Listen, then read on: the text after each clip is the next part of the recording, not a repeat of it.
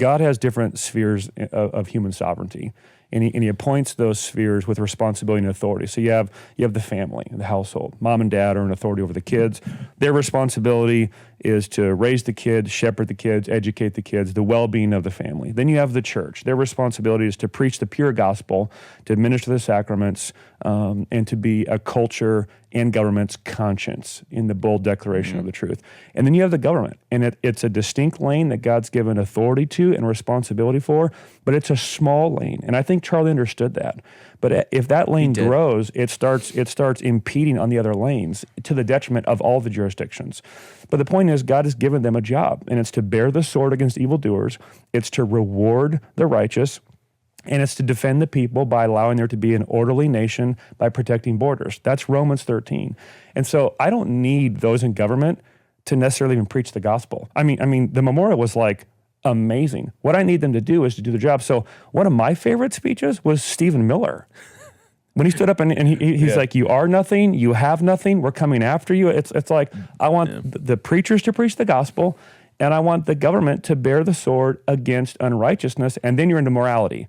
Who gets to define what's righteous, what's unrighteous, who gets to declare the standard of morality? So we need our government to be built on the morality of something. And so the whole idea that's being exposed, I think, is the myth of the neutrality of secularism.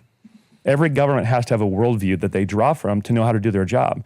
And so the beauty of, like, I don't need our government officials to preach the gospel, but we need them to stand on the foundation of the moral law of God so they can do their job and really stay out of the church's lane, which is what we could get into later if we wanted to, what we're seeing happen in the White House. I think they understand the need for the government to get smaller so the church can do their job. Yeah, one of the things I do want to talk about is the tendency of the mainstream news media to describe what's happening as Christian nationalism. So I do want to get to that, and I think that's instantly where I go there. But the other thought that I have, just based on what you're saying, is that Charlie was expert at sort of not bifurcating his faith and not compartmentalizing his faith. Right. His faith was just everywhere all the time. It didn't matter what he was talking about. That's right. Jesus is Lord over all, or he's not Lord at all. Right. We believe that he, right now, is high and exalted. He's over government. He's over family. He's over nations, cultures, businesses, churches. And so to say, Jesus Christ has jurisdiction here but not there is to be disloyal to his sovereignty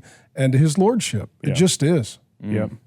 I mean, even from a sociological perspective, you're either going to have nationalism or globalism or anarchism, right? And so you're going to have tyranny, anarchy, or an orderly society. So let's just start there. Nations are a good thing. And then that nation is going to be built on a worldview. And we think the Christian worldview is a superior worldview that does the most good for the most people, even those who don't adhere to it. But if our rights come from our Creator, the question is, what's his name? Yeah. That's the question. Don't stop here. Go watch the full message by hitting the video right here. And if you're looking for free resources and tools to strengthen your marriage, manhood, leading your family, and growing as a stronger man, head over to strongermannation.com. We've got resources and podcasts that dive deep into real life issues, fatherhood, marriage, and intimacy, and how to live clear-eyed in a confused culture.